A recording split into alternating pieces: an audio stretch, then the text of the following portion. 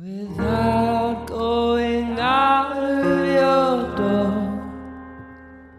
you can know all things on earth. Without looking out of your window, you can know the ways of heaven. So I'm starting. Do you want me to start? I don't mind. You start. I always start. Hello, or welcome back. This is the Inner Life podcast. We're kind of having a slight continuation from last time. So we may not have been entirely truthful with our last episode, with all the interactions between all the Wilburys. We may have missed out on purpose, believe it or not, one little performance, which we'll be going over in this episode. Yeah, there is a method to our madness, and we wanted to give this particular performance the treatment it deserves. I think there's more to it, so that's why we thought it would kind of make sense to make a whole episode about it. Yeah, and let's be real, it's going to be a little while before we get to Wilburys Volume 1. So think of this as like a 1.5, a little teaser, a little... Something to tie you over. Exactly that. But before we get into the meat and potatoes... we got to talk about the fruit and veg, haven't we? That's what we got to do. Oh, AKA... shit, is our veg? Wait, no. We're like the boring vegetables, like the green shit. We got to do all the... What are you on about? It's not boring. I love broccoli. This is a wild start. Yeah, but, like, broccoli doesn't have as much aura as a spud, does it? Let's be real. What a quote. Anyway, we're going to talk about the Beatle news. There's not been a great deal, but as soon as you come back to the UK, Paul's gone back to the US. I think there's something about me. It's great timing, isn't it? It's a little charm you have. And I bet when he finally does another UK tour, he's going to do it when I'm over there. He's going to wait, So He's played Help, and it seemed to be quite a continuation in his set list. Like he didn't just do it at his first concert. He's been like carrying that on, and he's played that for the first time since 1990, which is kind of crazy. Because I know he did like the Bowery performances, and he played a couple of like deep cuts. I want to say deep cuts. It was stuff like Flamin' Pie and that, and like Temporary Set. Not really a deep cut, but you know it's what? It's for like casual Paul McCartney for the fans. Yeah. Yeah. And Coming Up's back in the set list, which is nice. He mainly played that Very like nice. sound checks, which I'd love to go to like one of his sound checks. Have you seen like what he does with the set list and his sound checks? Yeah, he plays like really not obscure songs, but he plays songs that he just like never plays. Yeah, when we got to the O2, I heard a little bit of the sound check like through the wall. Like all the doors were shut. I know he's like one of few acts that you can actually go into the sound checks, but I don't have that kind of money. I'm gonna be so for real. We can manifest. Exactly, that's what I'm saying. But I heard like him play every night, and it was really muffled, but it was beautiful. But you could hear it. Yeah, and he played Ram On. I was just Oh, that's so cool. I wanted to go through them doors, so I mean Mr. Security would not be impressed. Let me in. Literally, I heard it. It was unfair. I was geeked. I was actually geeked. But yeah, Paul's back. Ringo's still being Ringo. And that's like all the news, to be fair. It's been a bit of a quiet spell. I think until next month, because next month is major. Month, huge. Yeah. It's going to be a bit quiet. To be fair, it's kind of been everything all at once, isn't it? Like the news just came so quickly from John Lennon to the anthology to the Wings box. Yeah. It's just... They really keep us fed. Anyway, Now Are we've we- got that are we- shit over. Let's get We're into finally gonna get onto it. the meat and potatoes. Meaty potatoes. We're getting there. So, we are, of course, talking about the Prince's Trust concert. If you didn't know already, obviously there was a bigger benefit show in the 80s. And that was, of course, Farm Aid, as we know. And, there's also that Live Aid one that people go on about. But, yeah, a lot of people go on about that. I don't really know why. I don't know. But anyway, yeah, we're not talking about that. We're talking about Prince's Trust. And you may be wondering, what is Prince's Trust? Because a lot of people have heard of it, but they don't actually know what it is. So I thought, let's take a little time to educate ourselves. This is the first of many installments of Sophie talking about the monarchy.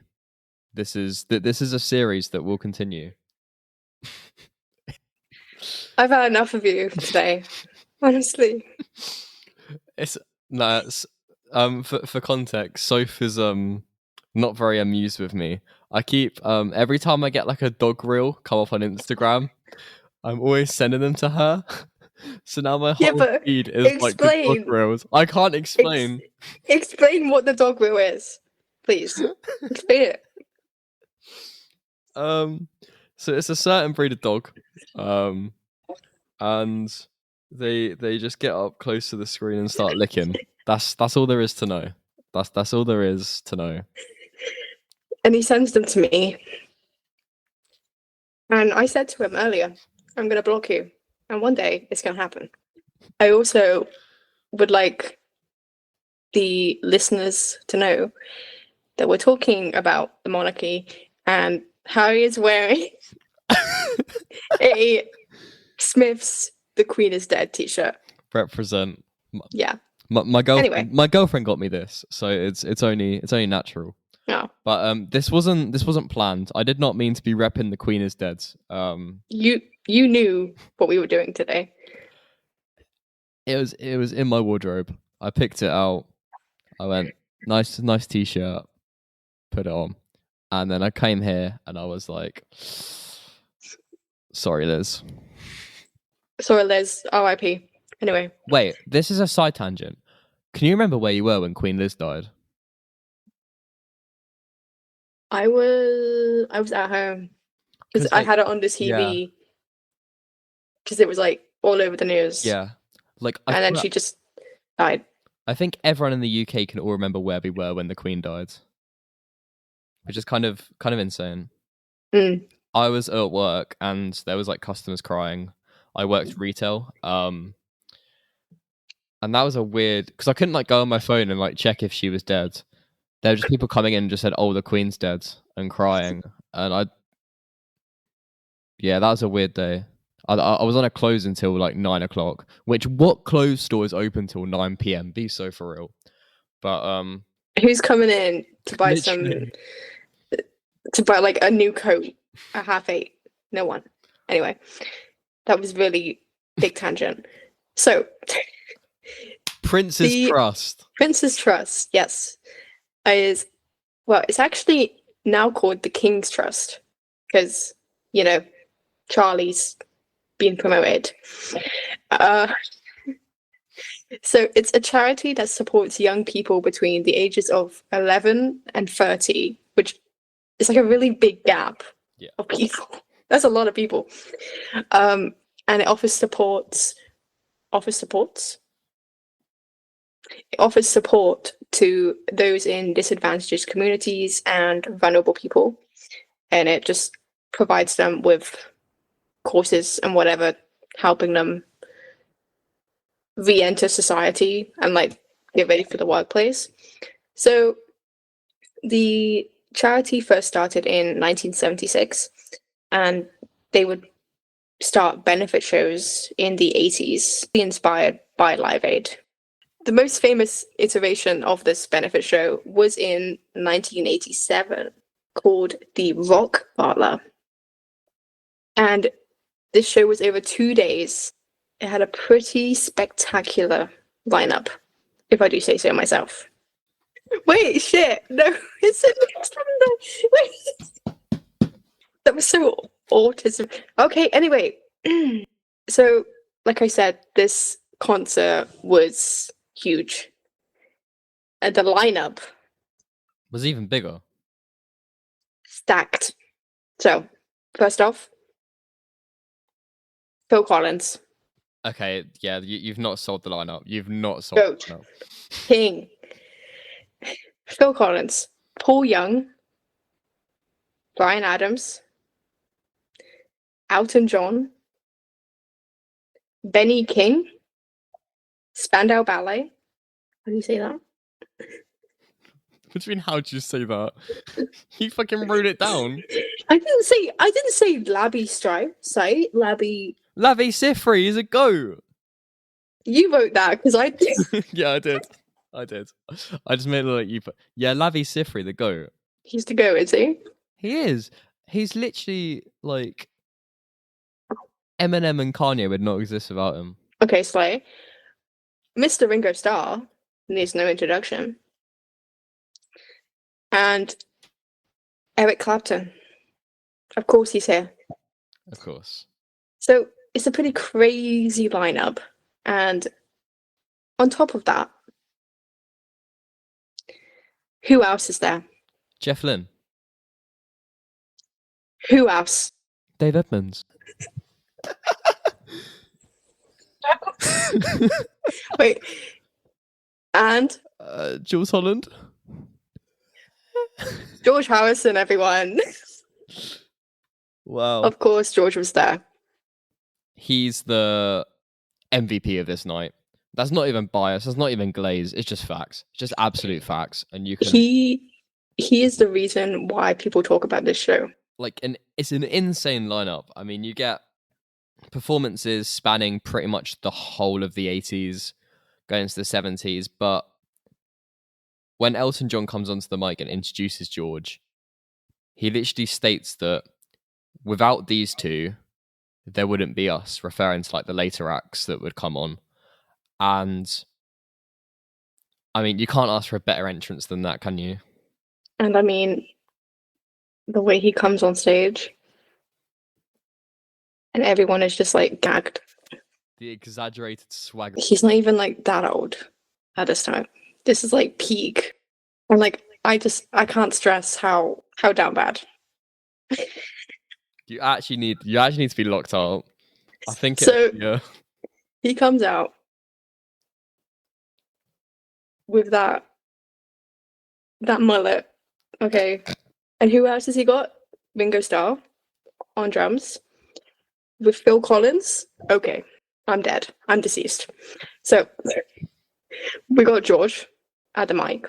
We got Eric playing lead as he will go into While My Guitar Gently Weeps. So like obviously he's there. Jeff Lynne's there. And if you were wondering, this is like the connection that we missed out from the Wilburys episode.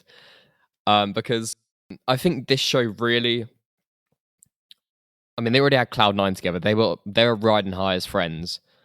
But I think this show brought them as more of like a producer, like playing together role, as like they could perform together. Mm-hmm. That's like a whole different dynamic, and it was just so And I also think this performance was like, it was another factor, I guess, to bring in when George wanted to get back into performing live. Like this was another nugget, I guess. So yeah, we have Jeff Lynne, and then we have Elton on the piano, along with George Holland, and we have Mark King on bass. Stacked, crazy lineup. I mean, it was spread over 2 nights. There were reports that the first night he was a little bit uncomfortable.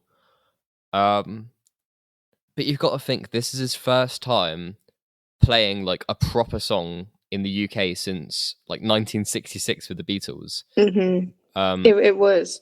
And he was bricking it. Like he's always nervous when it comes to performing.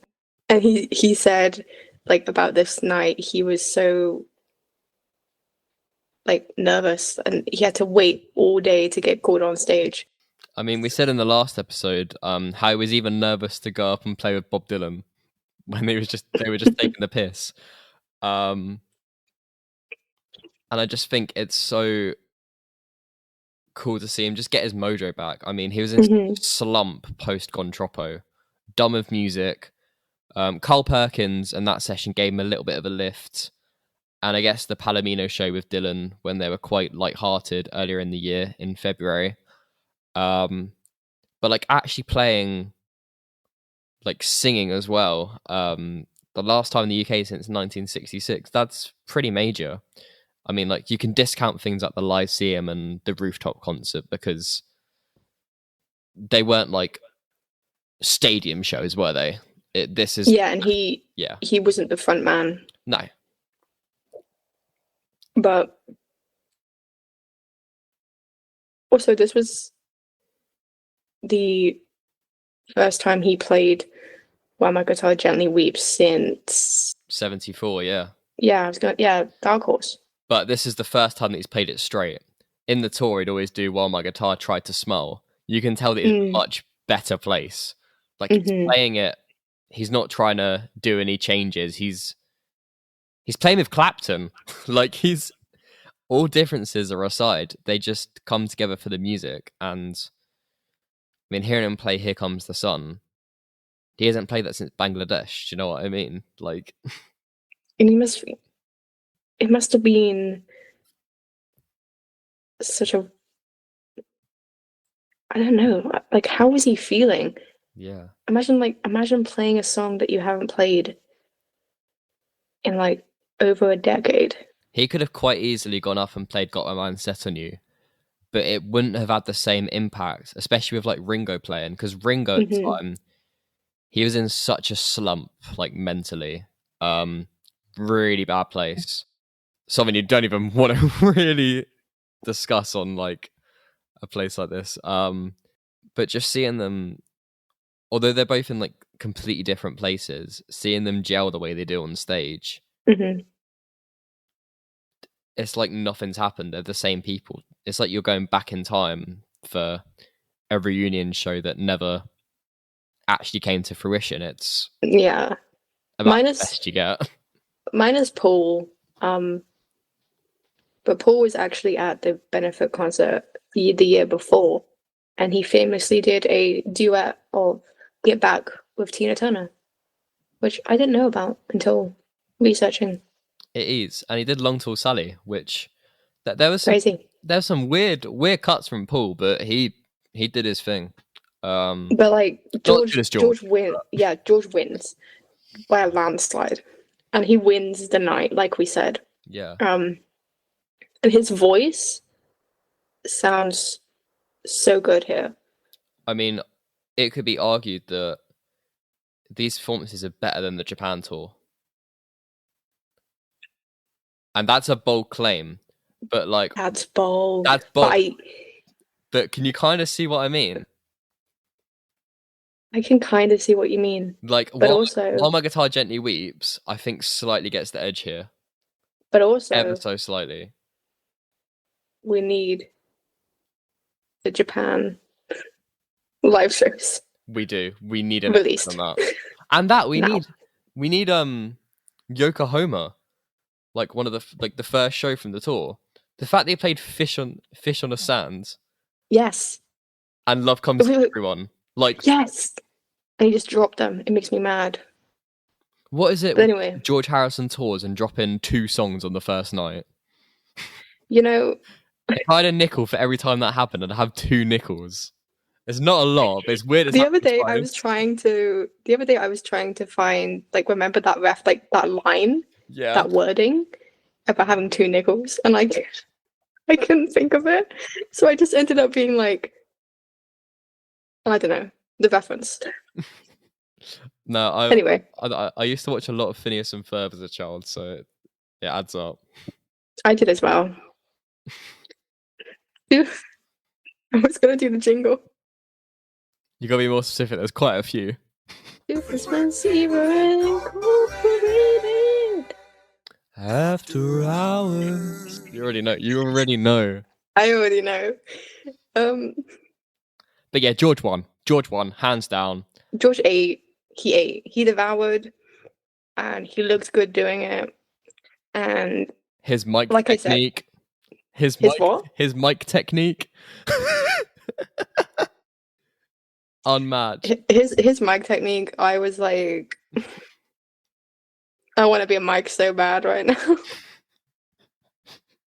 Chat, clip up. Clip that. As I was saying about his voice, he's singing in a deeper tone. And I wrote here, it does things. The funny thing is, I don't even remember writing that. I don't even remember reading it when I was looking at it. That was like an out of body thing.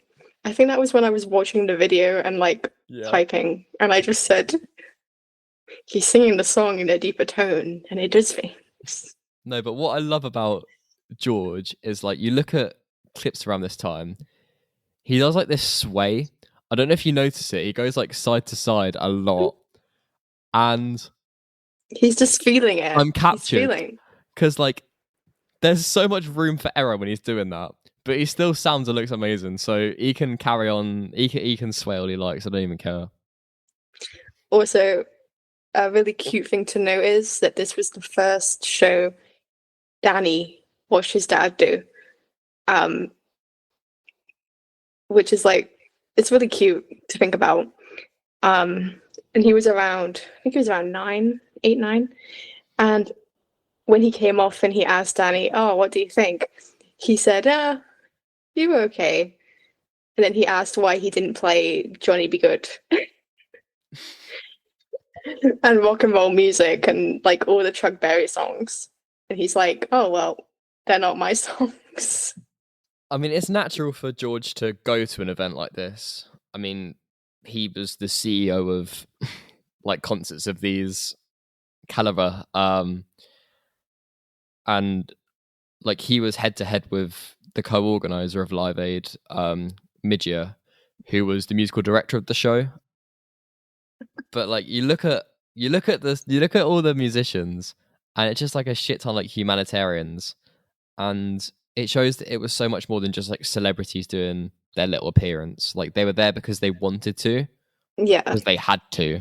And I'd like to note, first night, like the set list was basically the same for both nights, but the first night they did a second encore after With a Little Help from My Friends. Oh yeah, that's what Ringo did. We didn't even say it, did we? Yeah, we didn't even. Sorry, Ringo. We're so sorry, Ringo. I always feel really bad because every time, like, I do any sort of video, podcast, YouTube, I just like don't talk about Ringo, and I feel so bad. But we love you, King. Yeah, so he played With a Little Help. Why is that song title so long? You're doing Ringo justice here. Wow, he's really thankful for that. He did With a Little Help with My Friends, and basically everyone came out and sang it with him. Yeah. It's really cute.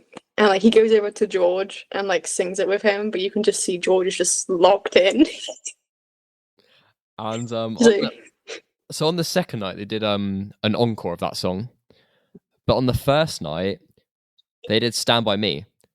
And everyone was there. George stayed on. He was singing his little heart out, bless him. There's only like an audience recording, so I'd love to see in like the BBC archives where this is. Like, yeah, I'd love to see that. But yeah, the second night missed this and substituted it with an extra long version With a Little Help from My Friends. So it's a decent trade-off. We get more. I'm not mad. We get more Ringo. Yeah. Rongo. Right go. It's just a really sweet time for all of them. Like just seeing them smile. They're playing. And like during this time as well. But yeah, it just goes to show the type of people that they all are. I mean, George had his little moody era. He had his naughty boy phase for Extra Texture, which we'll actually come back to at the end of this episode because I got a few questions. I was waiting. I thought you were gonna segue then. No. We can come back to that. But yeah, he had a sad boy era, but now he's in his thriving era. It's so good to see. Thriving era. That's what Cloud9 is. Yeah. Thriving. I mean, you look at the cover, and he's a happy chappy. Thriving DILF. Can you think of another one?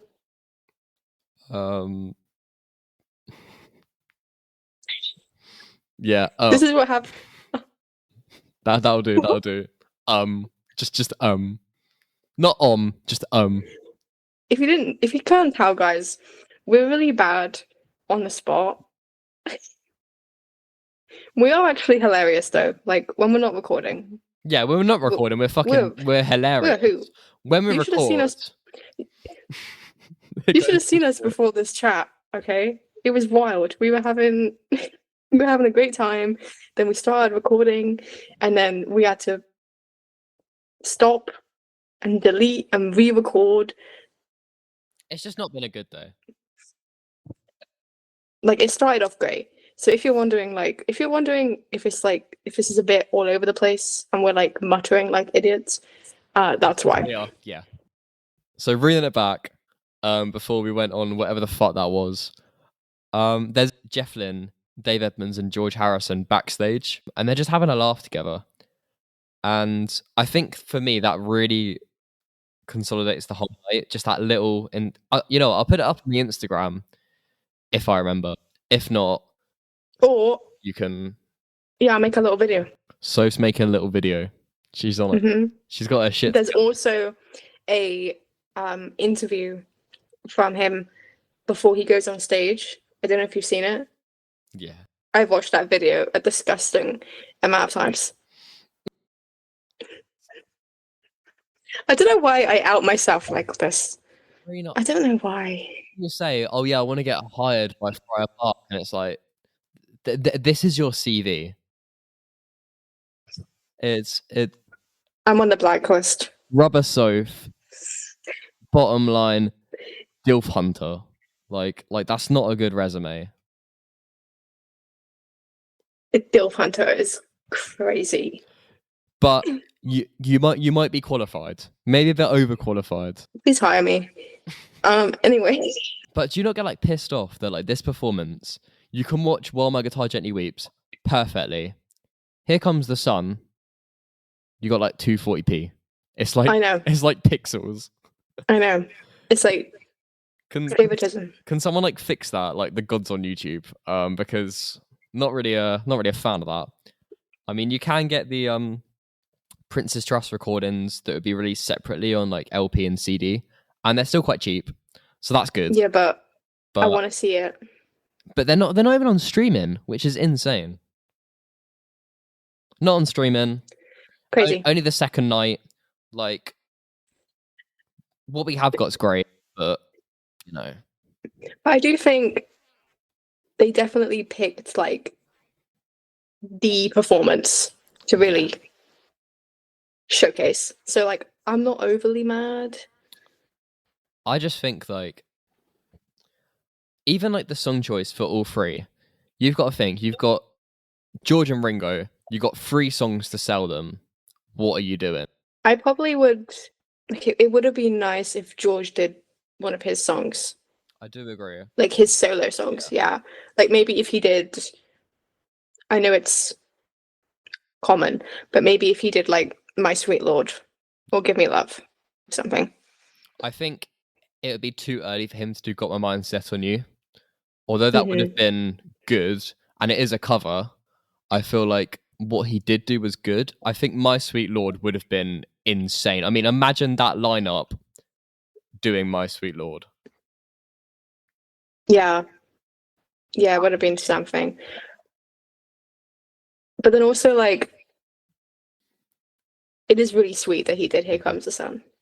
I also think, like, for acts like, I mean, like, it took Paul McCartney a long time to start playing Beatles songs live when he started Wings. I think it's cute that he can, like, they can all go back to that time and not have like resentment for one another. I know they're all like grown men and they can get past themselves, but do you know what I mean?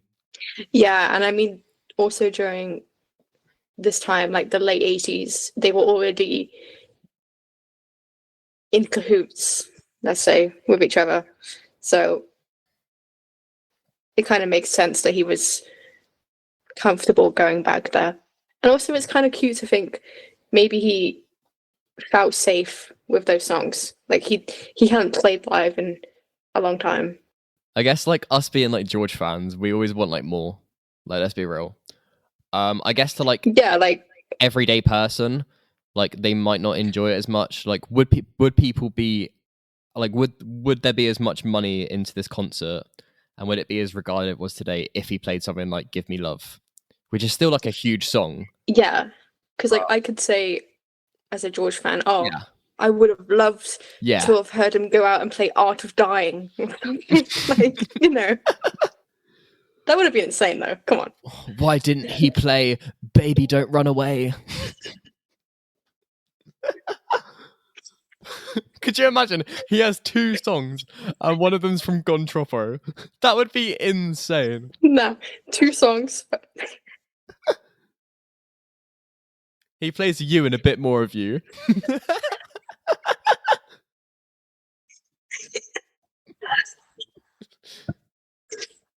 He finishes You.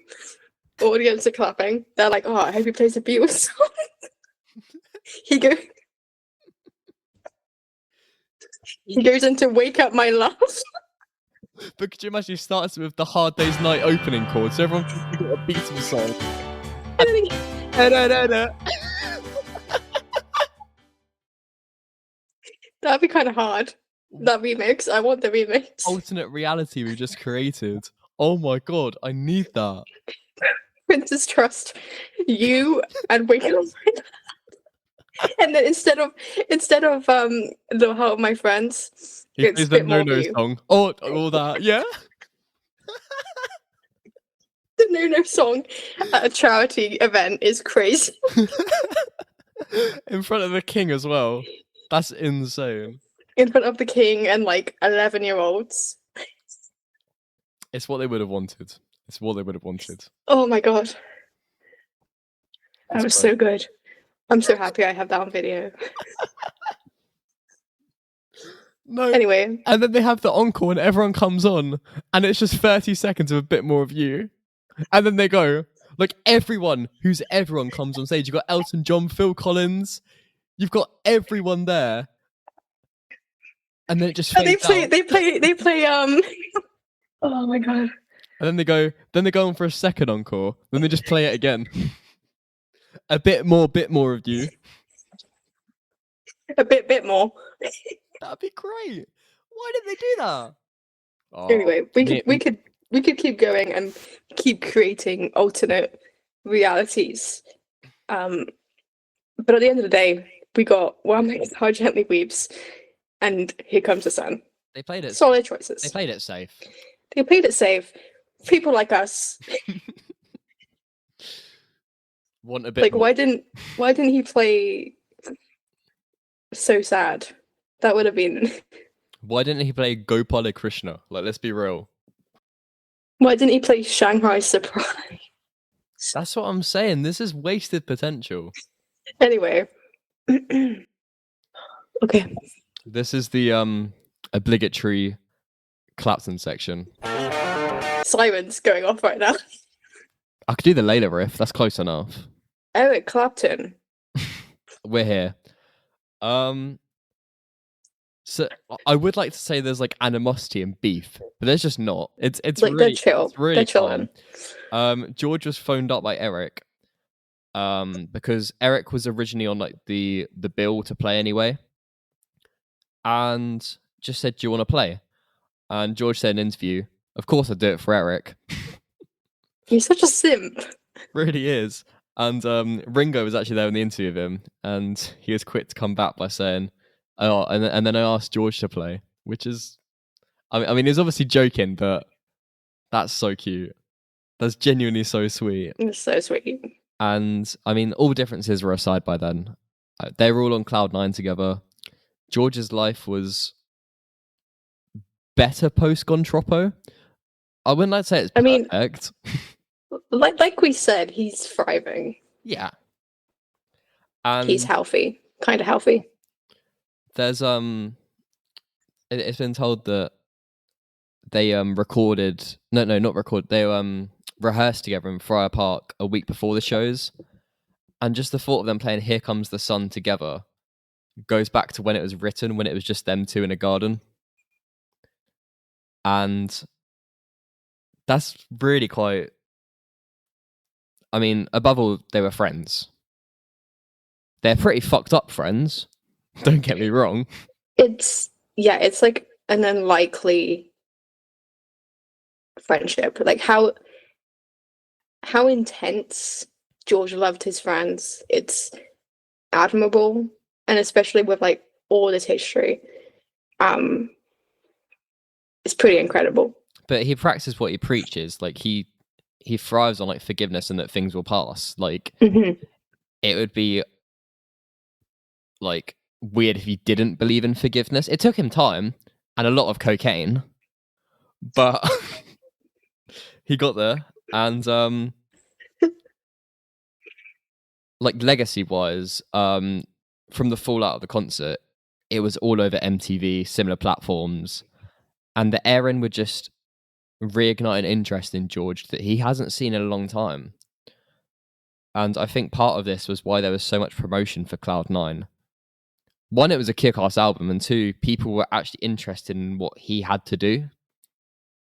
Around this time, there was a lot of nostalgia for the Beatles.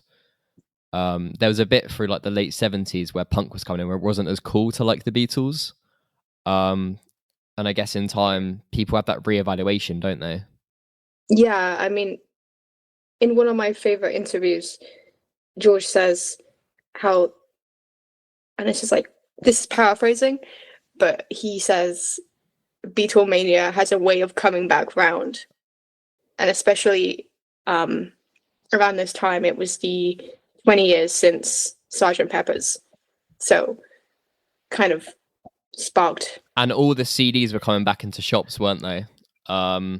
Yeah. It was the first time they'd been available in that format.